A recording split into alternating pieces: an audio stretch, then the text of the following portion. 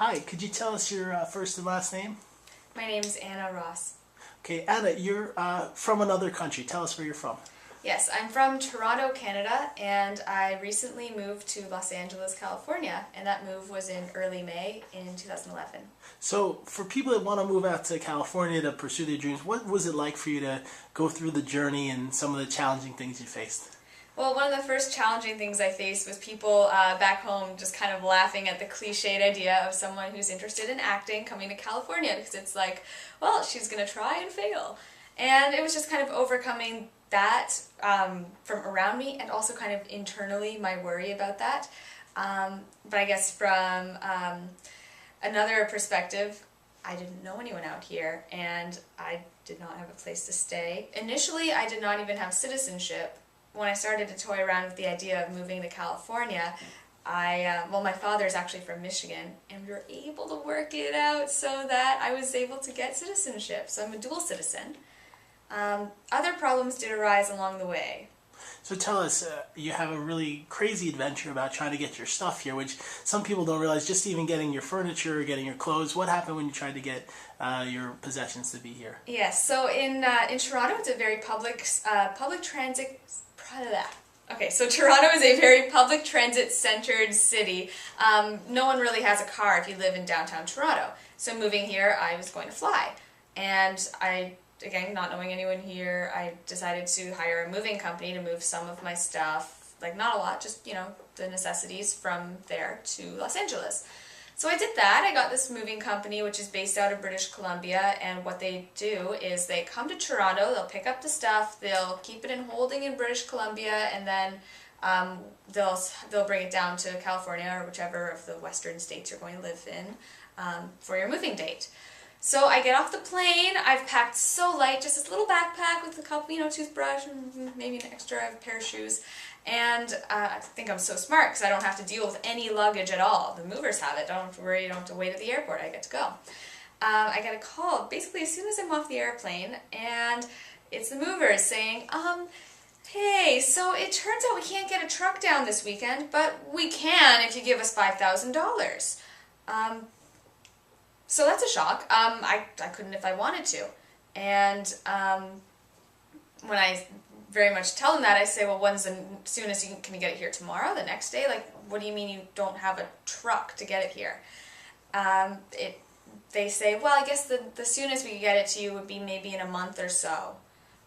I mean, I don't have a place to stay, I don't have any belongings, I don't know what to do, I'm freaking out, I don't know anyone in this city at this point, and I don't have $5,000 to just give them. And not that I wouldn't if I did, but I couldn't if I had wanted to. So what do you feel like? I mean, you're here trying to pursue your dreams. You know you want to make it. It's obviously, people talk about that it's hard, but you're in a new city. You don't know anyone. You don't have stuff. Was there fear or anxiety, or what's going through your head when you realize, man, it's not going to be easy to get my things and get going?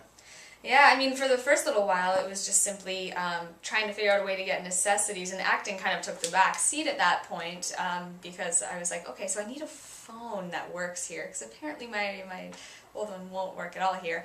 And like just getting basic things, getting a social security number, a driver's license, and discovering very quickly that in Los Angeles, to simplify things, it's much easier to have a car. So sorting out all of that, and then when it came to kind of carrying out my interest in acting, people are union crazy here. There's a television union and a film union that you hear about more often than the theater union and other performers unions. So there's SAG and AFTRA, and I started to get really just put off by it all, because I felt like every time I was on a set, even just working like little background jobs, which is kind of what I started off doing, it's just every single person I would talk to the first subject would be, so about the unions and how I deserve to be in them but I'm not, or about how I don't have an agent but I'm gonna when I get these new headshots back. Like, it's just, I was getting really put off, and everything, just all the glitter and the glamour just seemed to kind of be fading and fading.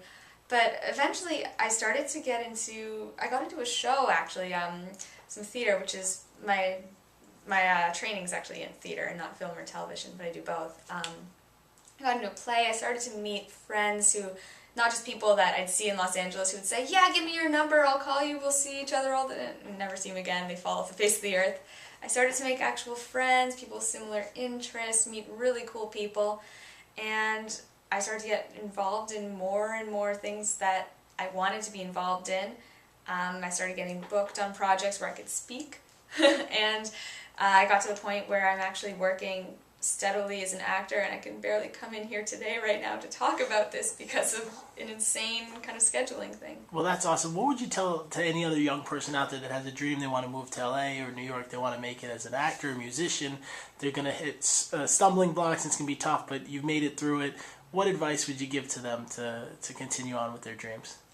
I would say just keep on trying, but it's a combination of just try, be so persistent, don't give up, be so determined, but plan ahead,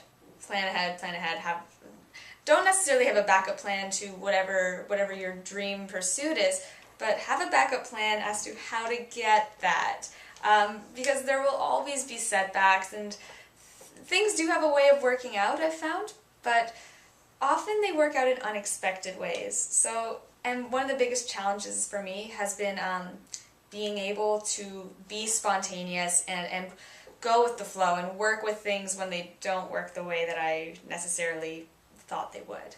So being flexible, being patient, being determined. Awesome. Thank you for sharing your story. Welcome to LA. We're glad you're here pursuing your goals. Thank you, me too. Thanks.